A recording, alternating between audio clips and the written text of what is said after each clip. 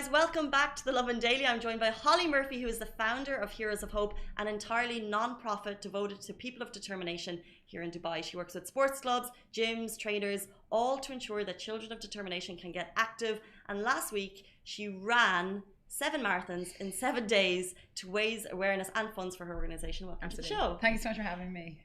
Not at all. First of all, massive round of applause. What you did was incredible. Thank you. 7 marathons, 7 days. When did you finish up? Friday. I finished up on Friday in Dubai on the Palm. Yeah, it was a wonderful experience actually.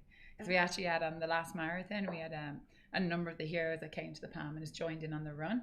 And we actually had 2 of the heroes who broke records. We got one young fella, and he ran the longest distance ever by any of our heroes. He ran 11.5 kilometers.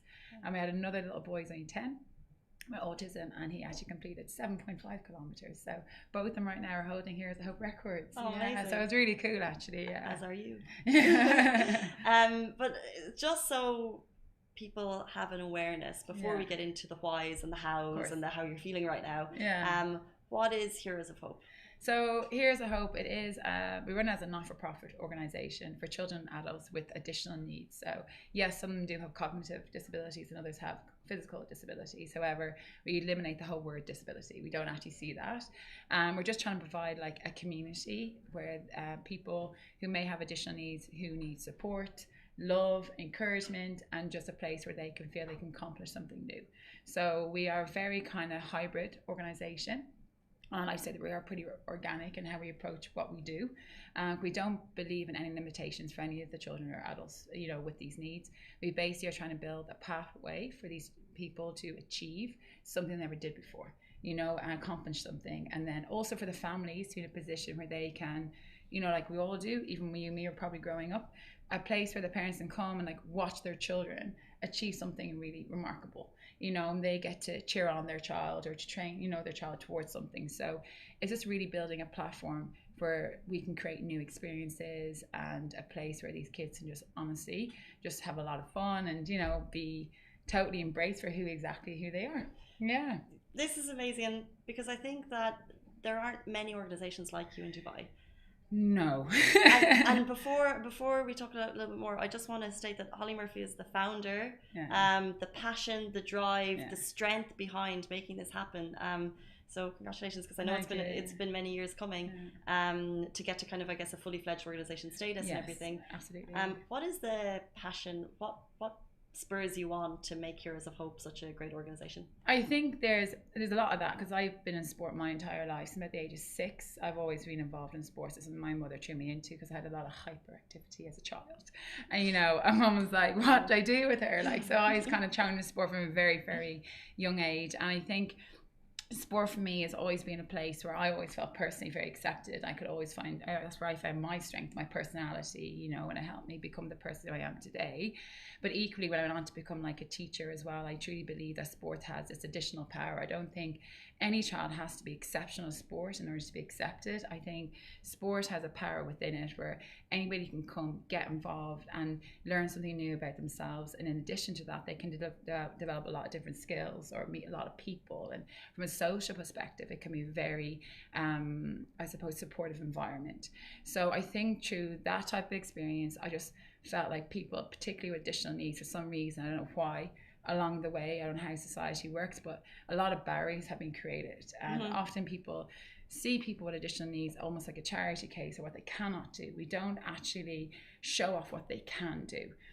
So through my own experience, particularly training to be a teacher, I always chose, you know, that area, you know, that was really engaged me. That's where I wanted to work out systems where we could create a pathway for people with additional needs to be able to excel, whether that's through sports or in other ways. So I was always fascinated by it. I always worked in that area. Even from about the age of 16, I started to get really involved with it as a volunteer coach myself back at home in Ireland. And then that transferred over to the UK as well. So when I came out here, it's something that I just, you know, wanted to continue, but I actually couldn't find many children with special needs when I first came out here 12 years ago. So that's such an interesting statement. Yeah, it was quite interesting. I was like, this is, you know, I kind of had suspicions that there were some children in the schools I was working at that may have had needs, but it wasn't highlighted. It wasn't something at that time that people were overly comfortable talking out loud about. However, over the last 12 years, I have seen a complete 180 in this, you know, is something that we are very vocal about. It's something that the support systems are coming into place, and is something, you know, that's very topical out here at the moment. So in terms of progress, I think the UAE should be very proud for what they've achieved over the last couple of years, and hence why something like Here's a Hope now we've come to the forefront.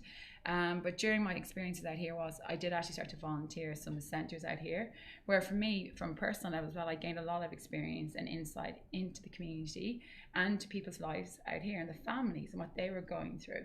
And I think just coincidental, when I got more attached to the families and, you know, their stories, you know, I really wanted to be able to give back. I really want to play something, you know, for the children, because these children are outstanding. You know, what I watch these kids achieve on a day-to-day basis, it's truly remarkable and inspirational. It's not even just about the children, it's the families, it's those parents. The parents, for me, are the hidden heroes. It's really not me, it's not the coaches, sometimes not even the kids. It's the unconditional love these parents give these children, the amount of support they're giving their children. You know, it is remarkable. Like, as you already know, like being a parent, like I'm not a parent, but my sisters are, you know, and they have a pretty tough job on a day-to-day basis and with their own kids. Yeah, you know, being a parent is definitely a hard job. It's a full-time job. But I think being a parent of determination is a whole other level, you know. So when I watched what the parents are doing for these children, they are an inspiration to me. And you know, I was in a position, obviously, to go off and run 7 marathons and pull a team behind me, go off and do, because, you know, I think sometimes, especially for the families and the children, they need a voice for them. You know, they can't do it themselves, unfortunately, because they've got so many other commitments and juggling so many other balls. Like, you know, being in a position to be able to support the community whatever way I can, like, that's what I've kind of devoted myself to doing. So would you say your purpose for running the 7 marathons and 7 Emirates in 7 days, that was to be a voice for the community, to raise awareness for Heroes of Hope? Absolutely, to raise awareness, obviously, for the support that's required, you know, for the families, for the children, and just in general for communities to start, you know, building. I mean, we need to build more communities for people of determination and just people alone. You know, we call ourselves really a family of hope. Right, from the coaches to the children to the families, we are literally a family of hope. We really do look after each other, but everybody needs family, particularly when you're living away from home, you know. And everybody, you know, particularly during COVID, we're even more segregated now than ever before from our loved ones. So I really do feel that everybody does need family, and by building a community like Heroes of Hope, we can offer that. We can support each other, we can help each other in lots of different ways, and we're just lucky that sport, health and fitness in particular naturally builds community. So that's what we're trying to foster out here as well. So but equally as well, like, you know, we are trying to build a lot more awareness. We're trying to campaign for additional support for the organization. And I think a lot of people can talk, but I think it's important to action and to lead. And by doing that, then you can prove, you know, exactly what needs to be done out there. So I do believe in leadership as well, and being that inspiration as well for the families and for the children. Well, this is it, because what you've done is, obviously, we spoke before the show, and the Irish Independent, which is big news back at home, they want to get in touch with you and talk to you, because you've really spread awareness with just this 7 days, not just the 7 days, but, you know, 294 kilometers of running. Was that a massive personal achievement for you? Have you ever done kind of long, demanding, grueling fitness feats like that before? To be honest, it has been like a really overwhelming experience, even from a personal level, like, as well, like, because I think the momentum it built, like, it actually expanded beyond the UAE. Like, I had friends from the UK, I had friends obviously in Ireland who, you know, have been watching the story and watching obviously the organisation build and grow. So the amount of support I even got from overseas was actually so good to hear. Remarkable. It was very, very impressive. Like, in terms of my own experience, like I said, I've always been involved in sports from a young age. So I've always kind of been used to kind of put myself under like a physical demand, because that's where that's my comfort zone. For most, it's the uncomfortable zone. For me, that's where I like to be, you know. And that's 7 marathons is more, you know, and I enjoy that. Like, but in terms of doing this challenge, I hadn't actually done any previous training, you know, and I kind of landed the bombshell on top of my team, and I said, listen, and like all the team are volunteers themselves. I just kind of said to them, because previously we had other ambassadors, you know, go ahead to try and raise funds for Heroes of Hope, like Ghani Suleiman, he did the 30x30 challenge. We had Joe from the BR Studios, he went on and did the challenge UAE Man challenge. He did that as well to raise awareness for Heroes of Hope. And I kind of looked at these guys and I said, you know what, I think I could do something. And they were like, and then I said to the team, I said, you know what, I think I need to do it. I need to be, you know, the one. I said, I need to be a leader in this. And so 2 weeks out, I said, you know what? 2 weeks out? Yeah. The weather was going to change. So if I left it any longer, I was going to turn to October, November before I could do it. So literally 2 weeks out, I said, I'm going to run 7 marathons in 7 days. Oh And, you know, I must say, like, Casey, it was women power, because most of our coaches are actually women. They got behind it to support it. One of the Tala, like, she's a running coach out here. She gave me a lot of kind of professional advice on, you know, how to manage myself, what to do. Also, female coaches, almost like women empowerment. We all got behind it and we said, right, let's do it. There. And the way we did, we pulled it off and we managed to do it, and we completed 7 marathons in 7 days across the Emirates. Yeah. I can't believe that 2 weeks out you decided to take this on, and you've done it, and you're walking in here today. I'm doing okay, absolutely fine. Like, obviously I've got, you know, some pain in that in the legs, you know, that's going to take, you know, a couple of days for the I suppose the inflammation, all that to go down, but like, it is what it is. But yeah, I think for me it definitely has been an experience, a personal experience. I wasn't sure going into this how my body was going to respond. I had no idea, because I've never done anything back to back that extreme. So I was like saying to the team, I could explode tomorrow for all I know. I don't know. Were there any moments where you physically or mentally thought, that's it, maybe like day 3, day 4, halfway through the first marathon, like, this is a marathon a day for 7 days? Yeah. Was there any kind of really tricky, personal, challenging moments that you faced? I think there was moments, like, particularly actually after the second one. For some reason, second one seemed to be the hardest one. That was in Fujairah. I had a lot of knee pain at that point, and calf strains were starting to settle in, but also the heat in Fujairah was actually ferocious. It was a one marathon where I really felt, you know, fatigued and dehydrated. And I remember thinking, wow, have I really, you know, over challenged myself here at that point? That was only marathon number 2. But then when I got to Ras Al Khaimah for marathon number 3, and the amount of support when I got to RAC was actually truly overwhelming. Like, people who I haven't seen in about 6 years out here, because obviously you're different paths, we go different ways, had suddenly showed up at 5 o'clock in the morning on the side of the street being like, go, go, go. And I was like, oh my God. And there was a crew of people waiting in RAC, like from the cycling community, the Gaelic football community, the rugby community. People came up from Dubai to be there, and I was like, you're giving me goosebumps of knowing that the community came out. I love to hear it. But that's where, like, in terms of the awareness came out, like, even though I was creating awareness, obviously trying to create awareness by Heroes of Hope, we actually had injected that awareness into lots of other areas in, you know, in the city or in the country. And I was like, oh my God, like, and suddenly we see that happening, all those doubts or, you know, that level of fatigue, whatever you're feeling, it just disappears, it washes away, because you're just so, you know, motivated and inspired by, you know, what you're trying to achieve. Like, so I kind of broke it down to 3 P's, like, it's passion, purpose, and the people. And that's why I did it, like, you know, because I know the community that I'm representing. And what was really nice was even the families were taking videos of their children this week, getting out and running. And they're like, we're running for Hollie. You know, your little videos being sent to you, and you're looking at that, like, at like 4 a.m, and you're like, yeah, I know, let's get out there, let's do this. Like, you know, right. So you kind of feel like you're doing this sometimes with those that can't as well. So it is kind of, you know, we have so much of that inside of you, it overcomes everything else. You know, all that doubt, any bit of physical pain, it just disappears. And it kind of, you are actually running from the heart, like, and that's kind of what you're trying to do. Yeah. What is the one thing, so raised awareness, hopefully raised funds, which we can talk about in a second, and how people can donate if they'd like to. But what is the one thing you would like to see more of in UA society with Heroes of Hope involved? What's the one, is there any kind of big change that you'd like to see more of? Big change I want to see more of? Absolutely. I think regards to, like, what we're trying to achieve is, like, I think equality for people of determination and education. Like, in the terms of, like, I do feel like the younger generation, you know, are absolutely amazing when it comes to working with people of determination, because through our system we actually have junior coaches. So we've got high school kids who come and volunteer, and they come out to our programs and they help us with the kids.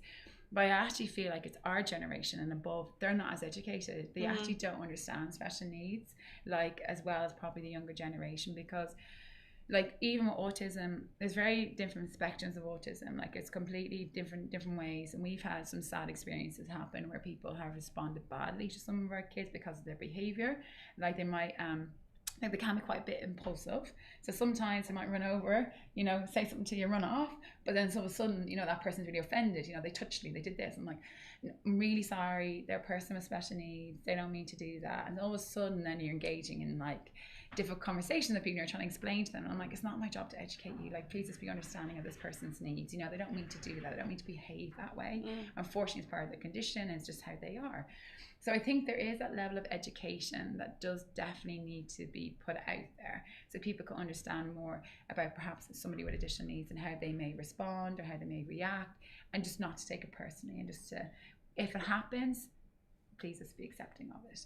But it's definitely trying to find more work opportunities for people of determination as well. Like, we're really lucky because Gymnation have partnered with us, so we have some of our athletes, adult athletes, who work at Gymnation, and Gymnation provide that platform for us. For anybody who we feel who can go to the gym and work, they've actually offered that for them. So a bit of vocational work, which is fantastic. And some of our older adults, they absolutely love going to Gymnation, and the staff at Gymnation have been fully accepting, you know, of our gang, and they're like giving them high fives. And, you know, our kids, or I say kids, they're not kids, but like they love to go, like, you know, they're like, we're off now to work, and I'm like, how was work today? Yeah, it was great.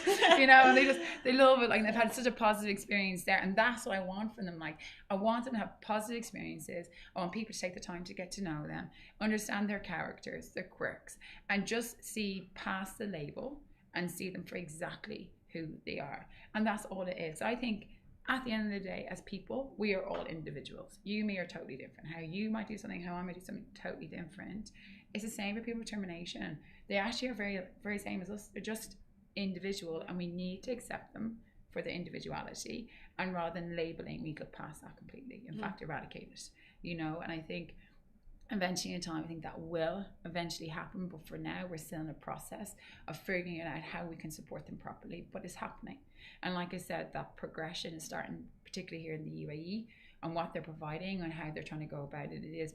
It's pretty remarkable right now. Yeah, 100%. Like you said, you arrived here 12 years ago, and how the landscape has changed in terms of even recognizing. Oh, absolutely. And now in schools, I know that they're highlighting a lot more. Massive. Rather than, you know, there's a lot more resources provided and stuff for children with determination. So it's great help. It is. And like even recently, like the malls now, they've actually put out like a sign to say this is actually between this hours and this hours. We talked about this yesterday. Yeah, it's for the autistic people with autism to go in, like, you know, because they do have sensory needs. And that's another thing is, if they hear a loud bang or loud noise, they can suddenly react and get really impulsive, or they might lie down on the floor. And if you're in public and that starts to happen, people might look at you and be like, what are they doing? You know, I'm like, no, you know, it's a personal determination or whatever.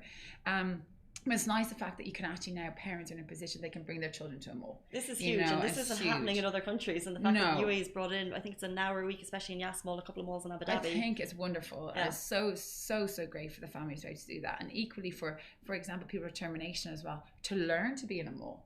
To learn how to go into a shop, and to learn maybe how to clothes shop, how to food shop, you know how to use an escalator, how to use the trolleys. Like, it's such a learning experience as well for them, because often, you know, they cannot go to the mall. It's too busy. Even me, I get over sensorized in a mall. I'm like, oh my God, get me out of here, it's so busy. Yeah. You know, it's just too much. Don't probably put me down Grafton Street in Dublin City on a Christmas day. I can't be dealing with that. Like, it's too many people. Like, and I'm like, oh my God, get me out. Like, but it's even more overwhelming for somebody, say, you know, with an additional need. It can get very, very difficult for them. But also, and that's a hardship on the parents then, because then they have to figure out times. So this really opens it up for them. Absolutely. And even now they've brought in the cinema as well. Like, you know, there's a sensory cinema now as well for children with autism as well. Like, in the past, I've tried to bring some of my athletes to the cinema. I've had them escape at the exit because they can't stand the noise of it. It gets too overwhelming, or the picture and the lighting is getting too much. And again, at the cinema, I was asked to leave one day, and I was like, I'm not leaving. He's actually autistic. If he needs to get up and walk around for a bit, he will. You know, and it's kind of the experience that we happen to have sometimes. But it's not anyone's fault. It's just because we haven't been educated 100%. Or been more aware around those type of things. So I'm hoping moving forward then, like, you know, that as a whole society or as a culture, not just here in the UAE, it's a global thing. This isn't just about the UAE. Because even when I've traveled abroad, like, I've always made an effort, because that's just in me, to go and visit special needs centres abroad as well, for my own kind of understanding what's going on. I mean, places in Thailand, oh my God, Africa, and the things that you see, like, you just walk away and you're like, how can you even start to help? You know, and it's not just something here in the UAE, it's everywhere. People with special needs exist globally. It's part of, you know, human beings. Like, it's going to happen. But rather than try and put them away, we need to just accept it, we need to learn about it, and we need to develop a system where we can embrace them rather than segregate them. 100%. Where it is. And eradicate those labels. Absolutely, yeah, 100%. And like I said, accept them for the individuals they are, understand their personalities, and when that starts to happen, that's when you start to move mountains, you know. And that's what we do at our programs. It's like we have a lot of children. We've got over 187 children, and it's growing, it's increasing, and we are trying to figure out a system how we can meet demand, because, you know, we want to be able to take on every single child, but every single child that we have, they all access learning or sports completely different. So we try to make it as personal as possible, you know. And even though we might try and create lots of different activities and games and different ways for the kids to work, we still try to personalize as best we can. How I teach one kid is totally different how I might speak to the other kid. You know, one kid I might have to be super strict with, the other kid I might have to be super funny with. So you have to constantly be very flexible in your learnings and teaching with the kids. But once you develop that ability to do that and you get to know the kids, it's awesome. I have one little kid and he's so funny. Like, he has such an imagination, and, you know, some days I'm putting down the cones, you know, to do activities like jump over the cone or step over cones, and he's like, it's the monster's teeth. I'm like, okay, yes, it's the monster's teeth. And he's like, we have to go over slowly, we don't want to wake up the monster. And I'm like, you're exactly right. And that's the thing. Rather than trying to tell them to come into our world, you have to go into theirs. You have to, because that's the thing, and the beauty of their brains is they do see the world in a very different way, and sometimes how they see the world is better how you may see it. Like, they're very optimistic and very positive. They don't feel any jealousy, and they don't actually have any anger. The only reason why they might attack is a sensory thing. It's not because they're angry, it's a sensory thing. So sometimes we're embraced and you go inside their world and you see it through their eyes. It's actually a very, very lovely place, you know. And I always find that I've learned way more from them than they've learned from me. You know, the way I've developed my style of coaching or teaching and leading has come from being around them so much, you know, and I've tried to adapt according to, you know, to their world as opposed to mine. It's amazing. And you say you have 187 kids, and you want people of determination. People of determination, sorry, and you want to expand, obviously, to be able to facilitate as many as you can. And just kind of before we leave you guys, we're talking funds and raising donations, and obviously that was one of the reasons that you want to raise awareness is because you became registered in 2019 officially. We're registered so now that obviously fundraising is a lot easier in the UAE. It is. So how can people first of all how can they donate if they'd like to, if they're inspired by your story, and also secondly, is there any other way to donate time, or maybe if someone has like a certain facility that you could use or partner with, is there any way people can get in touch? Absolutely. So at the moment, we actually, our website is under construction at the moment. We're redoing it again. We have to revamp it again. So that's fine. But at the moment, obviously, Instagram is definitely the way to do. So we're like, here's a hope _ sorry, a lot of underscores there, but that's Here's a Hope. You can either contact us directly to the Instagram, and also the Instagram page, you'll find our email, which is here'sahopeUAE@gmail.com. And also we've got the WhatsApp on that as well. So people in particular can definitely, you know, use those as best we can. We'll get back to you, because we are a voluntary organisation, including myself. And how many volunteers do you have? We have at this point about 52 volunteers at the moment, including myself. Like, all my time point to Here's a Hope is actually voluntary as well. So I'm doing whatever I can to keep my head above water. But like, so everybody's involved in the organisation is based on voluntary, you know, people. So we try and get back as soon as we can, but it can take some time. But we are doing our very best. But yes, massively you need facilities, especially now the weather's getting hotter. You know, we definitely need some more indoor space moving forward. So people, if they want to get back to our organisation, they can actually donate a time in their facility, which is really lovely, and that would really help us. Equally as well, if people do want to donate, you know, finances, we're in a position to do that now as well. You know, CSRs, we're capable of taking those in, or using, you know, we need sponsorship as well for a lot of the kit that we use. You know, we do need support with that one. Equipment in particular, because we need a lot of specialized equipment based on some of the abilities that we have. So we constantly need to do that. Even donation, even of therapy sessions. If you're like a physical therapist or a physio, please get in touch. We've got some of our athletes, you know, who've got poor mobility, and I have no obviously physical physiotherapy training behind me, but you know, from a sports scientist perspective, I can, you know, they need additional support with that as well. So again, even offer 1 or 2 sessions, or you know, we can raffle a session, whatever it is. That's nice. So there's definitely ways like that. In terms of voluntary, someone's actually just said, Lena has said, how is the volunteer program? I mean, can you explain it? Yeah, I'll explain. Good timing. Absolutely. So regards to the volunteer program is, so we do have 2 levels of volunteers. We've got our adults volunteers and we do junior coaches. So the junior coaches generally are high school children who are maybe working towards their CAS or the Duke of Edinburgh, or just want to gain valuable experience before going to university, because it is a very holistic approach. Like, we do very much so advocate, if the junior coaches are coming on board, they take the leadership. So i.e. they are to contact us, they are to tell us why they want to be a junior coach, and we have someone who oversees that program.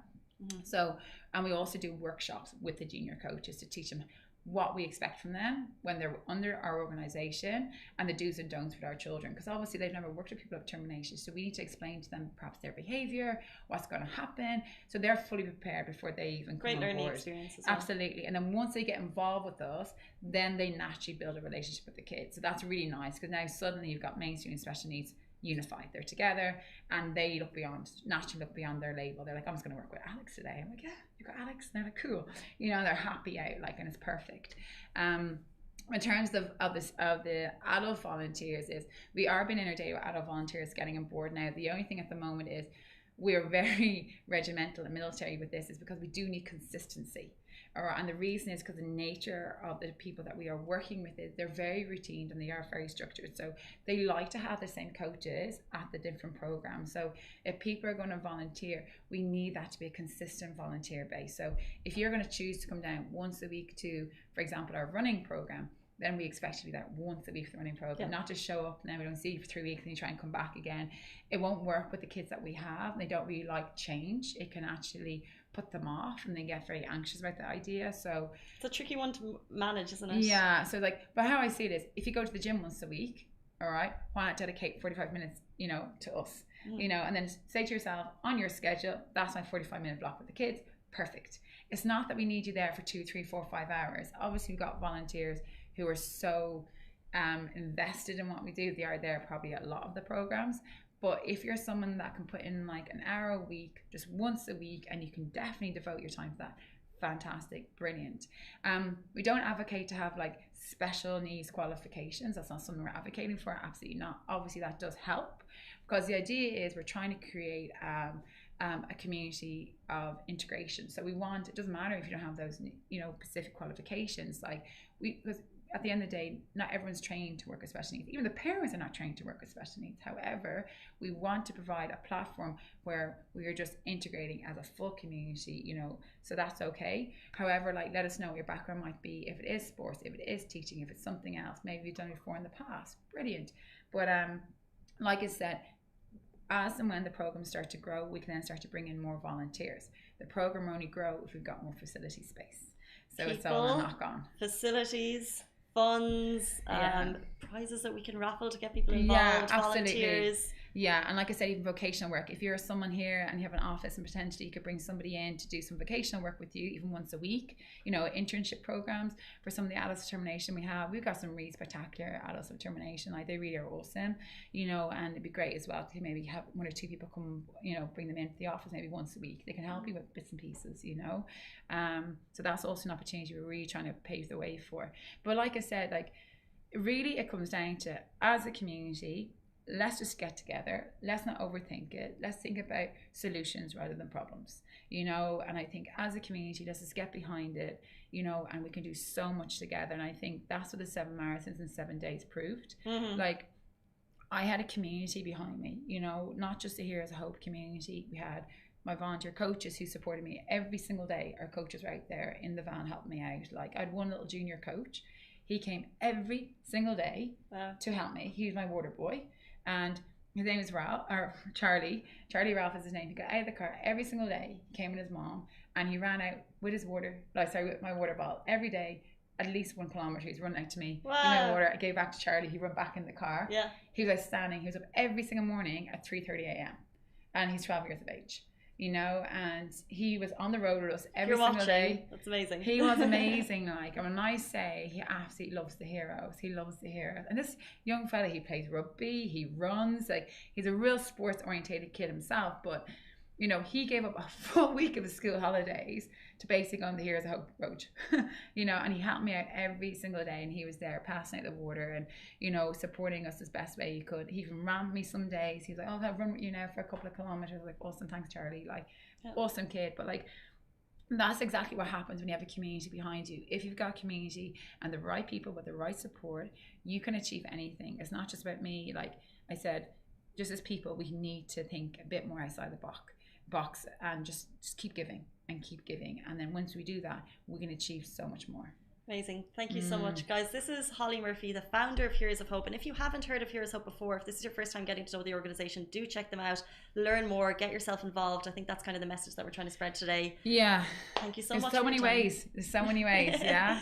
Well, finally, congratulations. 7 marathons, 7 days, 7 Emirates. What an amazing achievement. And thank you so much for your time. No, thank you for having me today. I really appreciate it. Thank you so much. Guys, that is it for us on the Lovin Daily. We're back with you every single morning, same time, same place. Stay safe and wash your hands.